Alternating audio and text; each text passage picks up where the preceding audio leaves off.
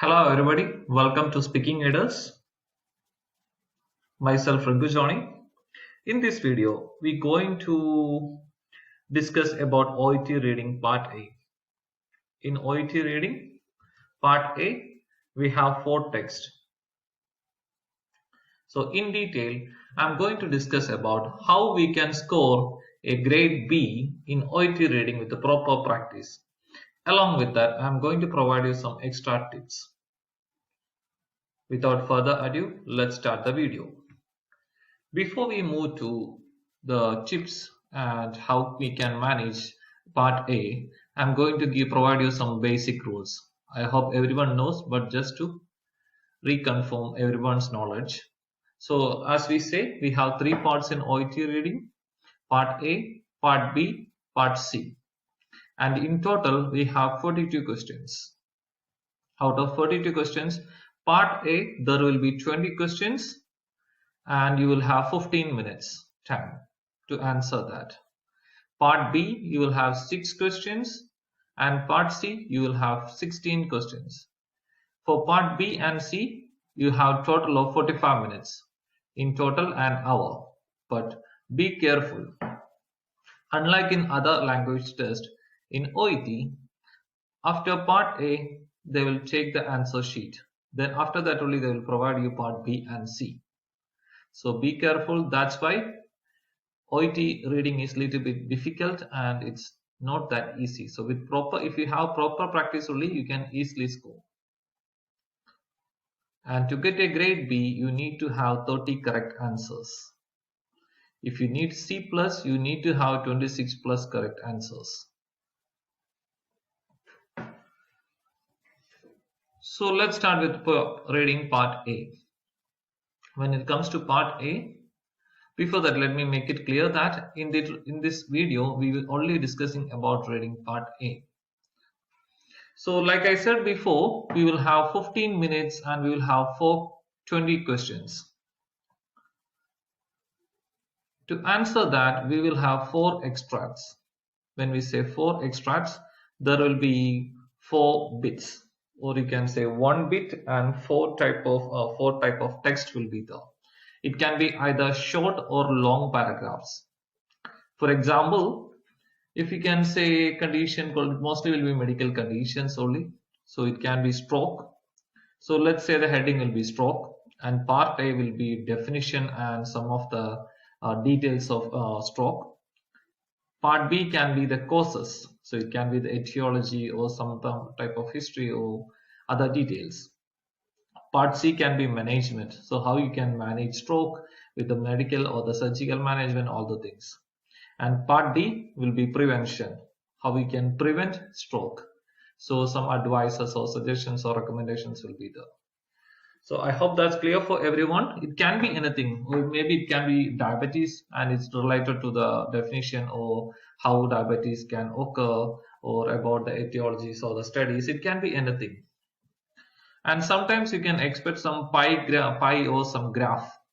You can expect some graph, different graph types, like maybe a study research or some census. It can be anything expected in the extracts. And mostly we have seen it in either part B, C or D. I never seen something, any graph in part A. So that's in short of part A details. And let's look at some extra tips. So as we know, we all looking for how to manage this. So the first thing is time management. How to manage the time. So I'm not explaining in detail here because I'm going to explain in detail how you can manage your time in reading part A later stage.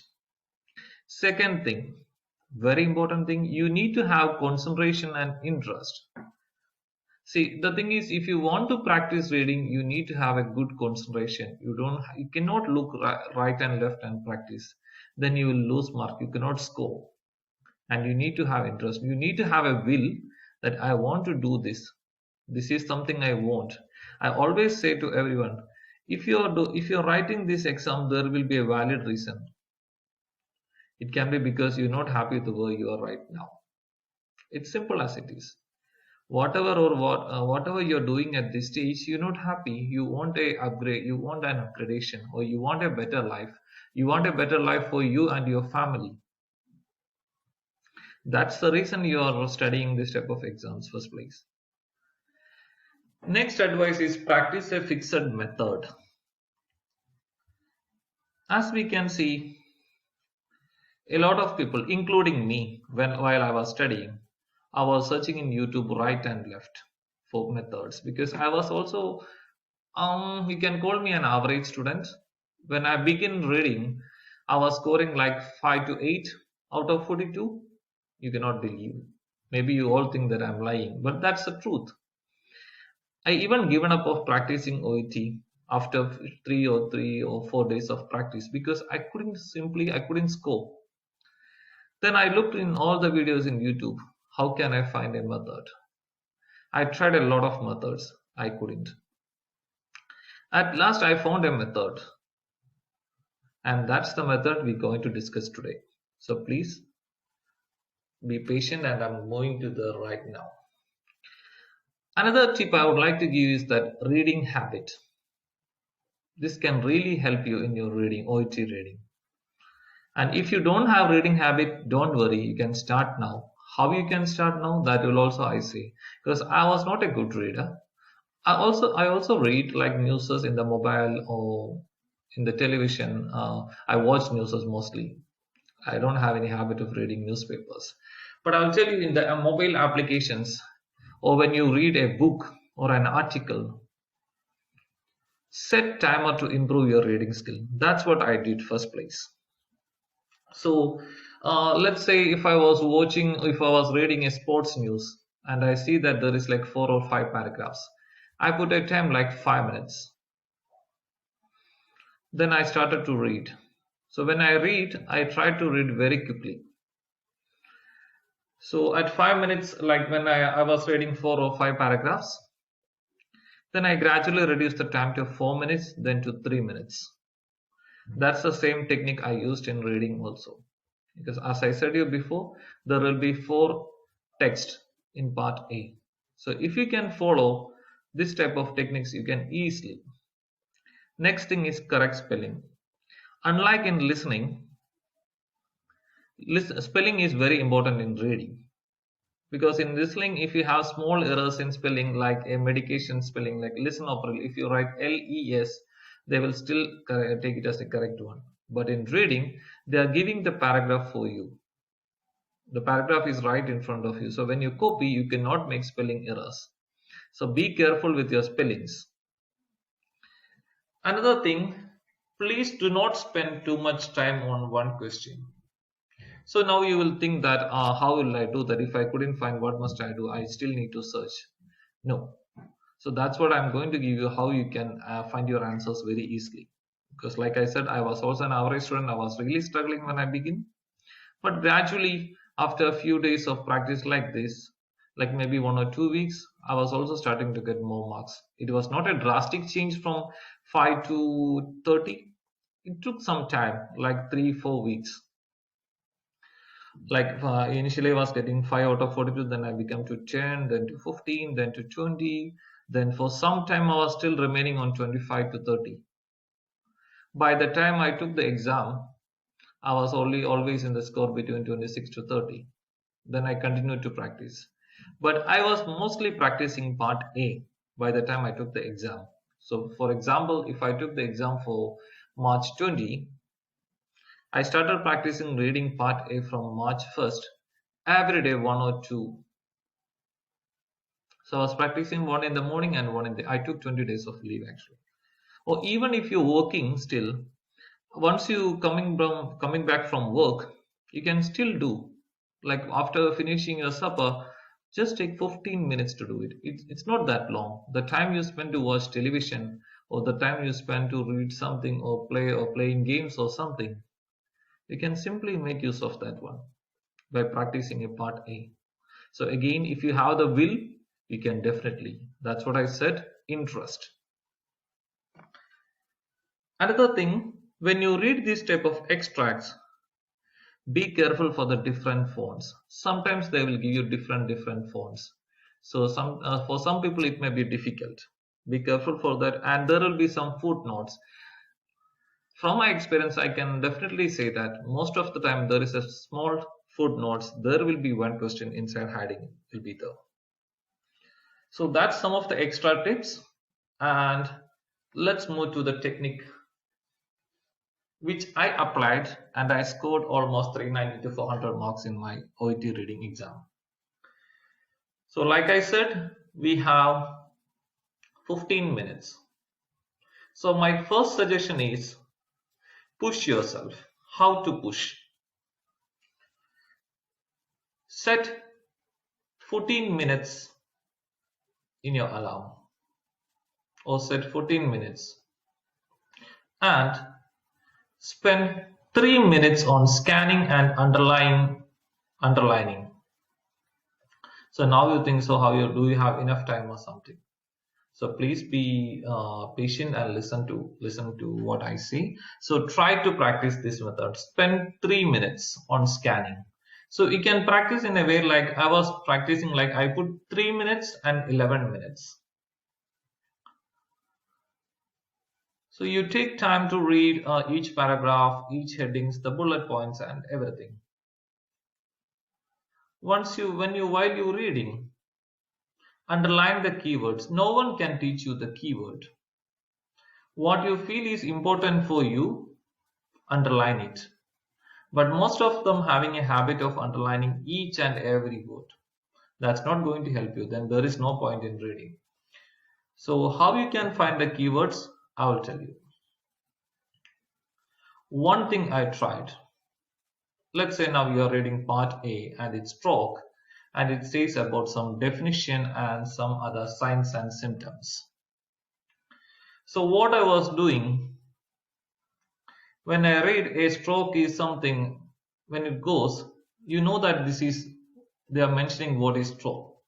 So you know this is a definition. So I write in the corner or in the side, I will write the def, D-E-F. That means the definition. Or if you are not a native English speaker like me, try to write in your own language on the side. What is it? The definition. What is it? In a small note, what is it? And in that paragraph again, there may be next they will be saying about the signs and symptoms. So when it comes to signs and symptoms, do not underline all the signs and symptoms. Underline signs and symptoms. Or if there is any particular name or any particular keywords, like when we say if they are mentioning in that paragraph about someone's name or something, then you can underline. I mean, I'm repeating what I was practicing. So if they say these were the symptoms like this and this and this, there may be 10. So do not underline all these 10 words. Underline the keyword as signs and symptoms. When it goes to the next paragraph, there may be some causes given. So in the causes, you will find like there is some etiology or some history or something will be there. So underline that keyword only. Maybe part C will be medication or management. So maybe they are giving like tissue plasminogen actuator. So underline that medication name. Or next they will be saying about aspirin. Or they will be giving dash will be given to this and this and this. So underline that dash. What is that? Do not underline all the swelling or the pain or the medications or all these things. And on the side you can write maybe drug or a surgery. Small symbols like you know how to put the treatment sign or how to put the surgical sign and everything. So that's how you spend 3 minutes. Like I said before, write short note, meaning either in English or in own language or in each paragraphs. Second thing, understand the synonyms and mark it. So maybe somewhere they will be saying signs and symptoms like trouble seeing one or both eyes. And maybe in the question they're saying difficulty in viewing. So that's also the same meaning. Trouble seeing, difficulty in viewing. So underline that type of synonyms wherever you see. Again, another key how you can find keyword. Mainly underline the contrasting words or connectives. For example, they will be saying about stock is caused by this and this, but then they will be providing a sentence. So underline that keyword but, however, or sometimes they'll be saying which causes, leading to, additionally. All these keywords means they will be providing a second information there, or they will be providing a contrasting information there. So underline that contrasting information, or if they're defining something. In stroke, there will be ischemic stroke or some other different hemorrhagic stroke. So underline that ischemic stroke, types of stroke. Ischemic stroke, hemorrhagic stroke. So underline that stroke, not all the definitions. Only exactly the type. Underline ischemic stroke and hemorrhagic stroke. So that's how you manage your 3 minutes time.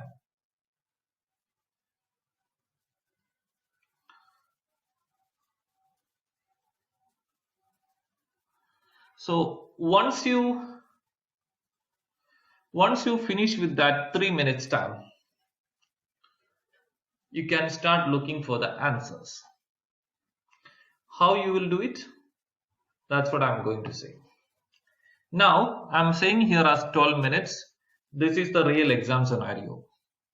But I asked you guys to keep on 14 minutes timer. So if you keep 14 minutes, you're remaining with 11 minutes. When you have 11 minutes, what I suggest is 10 minutes for questions from 8 to 20 and 1 minute for 1 to 7. Don't get surprised. This can be easily managed if you practice like this. Or let's say, keep the timer for 15 minutes like in real exam scenario. So 15 minutes, you set for 3 minutes, you underline the keywords, you finished. If you can finish before 3 minutes time, that's also excellent. Then the extra minutes you're getting is a bonus for you.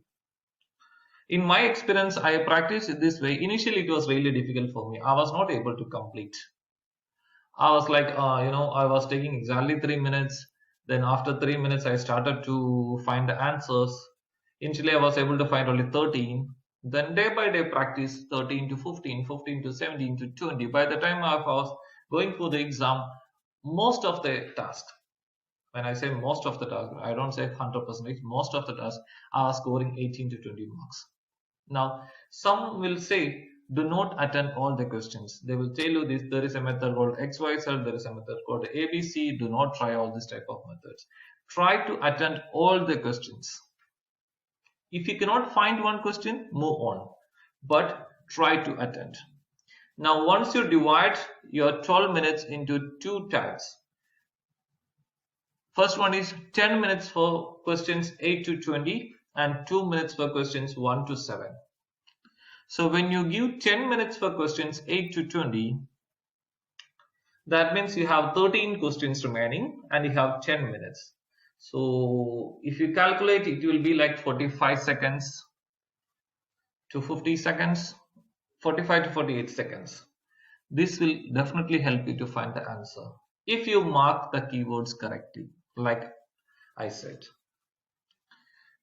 So you can easily, initially it will be difficult like I said before. Then from there, once you finish with that, come back to the 2 minutes, set alarm for 2 minutes, then find questions from 1 to 7. If you practice this method for at least for 10 to 15 practice materials, after that, I was only taking like less than a minute to find that 7 questions answer. Because once you've gone through everything, all the paragraphs, you are sure that you know which and where is it exactly. And again, like I said, practice daily 2 to 3 part A. Not every day. Once you've taken a date for your exam, like from last 20 days, even if you've done it before, practice it again, because no one is perfect. Maybe last time you got 20 answers and this time you won't get it. Last time you got only 15, this time you get 20. It's depending upon that particular time and how you practice. What was your concentration levels? Please make sure that you switch on or switch off your cell phone. I mean, switch off means the sound. Keep on a vibration mode or a mute. So that is like 12 minutes, 10 divided into two types, 10 minutes and 2 minutes. and never leave any question unattended. So once again, I'll repeat, if you can practice in this way, you can easily find. If I can, definitely you guys can. Be positive, concentrate on what you're doing, show more interest. Do not start reading in a negative mindset. It can definitely affect you negatively only. Be positive. Believe that this time I'm going to make it. Like I said before, we all studying this for a reason. Whatever or wherever we are not happy though. That's the reason we are doing this, right? Or we want to do this for our family. So before I conclude, I'll repeat again. Practice more part A. If we can score 18 to 20, we will be feeling confident by the time we start with other parts. If you score 18 to 20, almost, let's say 18, then let's think about part B and C. Part B we have 6 questions and part C we have 16 questions. That means 22. Out of 22 you need only 12 questions. 12, you need 12 correct answers. Even if 10 goes wrong, it's very simple. You can still get a B grade. If you got only 16, then you need to get 14 here. So again, if someone is looking to go to countries like Ireland, a 1 C plus is acceptable. Again, I'll repeat, if everyone is having different skill sets. So if you not really, even after trying this type of methods and you still cannot get enough 30, like enough B answers to get a B grade, continue to practice, and I would say that practice the other topics also more, other modules. So even 1 C plus and the other 3 modules B can go to, you can go to Ireland, countries like Ireland, or you can club also. Again, I'll repeat, part A is the success mantra of our reading task. If you can get through with part A without any hiccups, like 18 to 20, then I'm sure that you will. By the time when I wrote my exam, once I finish like this 15 minutes method, if I remember correctly, in the exam hall, when I looked at the timer, I still had 2 minutes, even after I finishing all 20 questions. And if I remember correctly, my topic was about some anaphylactic shock or something. And there was still 2 minutes remaining after I finished the 8 to 20 and 1 to 7. So start practicing. Practice daily part A. More to part A. If you can score the easy, and again sometimes you can expect some difficult parts. If that part A is difficult, then you may expect that part B or C will be easy to score. So it can happen. Even it happened for me also. There are some modules, official materials, where it's really difficult to score more than 10, 13 or 14. It happened to me also. So no one is perfect. It can happen. Don't get it negatively affect you. It can happen. It can happen to anyone. So keep practicing, guys, and I hope this was useful for you. And we will be back with tips for part B and C very soon. And please subscribe and press the bell icon for instant updates with our channel. Speaking aiders, continue to watch and support and share with your friends. I hope you guys learned how you can easily score 18 to 20 marks in part A reading, and please share with your friends. Good luck to all the best, guys. See you on our next video. Thank you. Bye.